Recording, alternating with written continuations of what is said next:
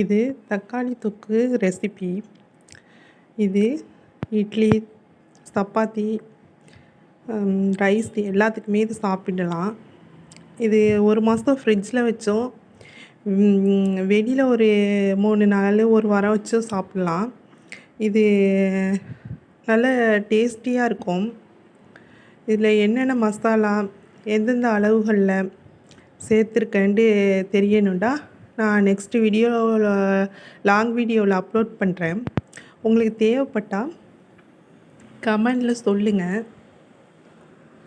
இந்த மழைக்காலத்தில் தக்காளி எல்லார் வீட்லேயும் அதிகமாக இருக்கும். இதே மாதிரி தக்காளி தொக்கு செஞ்சு வச்சுக்கிட்டு இருந்தால் நமக்கும் எல்லாத்துக்கும் ஈஸியாக இருக்கும். தக்காளியும் வேஸ்ட்டு பண்ணாமல் அதிக தக்காளி இருந்தால் இதே மாதிரி செய்யலாம். இந்த ரெசிபி வேணும்னா சொல்லுங்கள். சப்ஸ்கிரைப் பண்ணுங்கள். நான் இப்போது சப்பாத்திக்கு இந்த தக்காளி தொக்கு ரெடி பண்ணிகிட்ருக்கேன். நீங்கள் எல்லாத்துக்குமே எதுக்கு வேணுமோ இது சைடிஷ்ஷாக வச்சுக்கலாம். இது ஒரு முறை செஞ்சு சாப்பிட்டுட்டு எப்படி இருக்குன்னு எனக்கு கமெண்டில் சொல்லுங்கள்.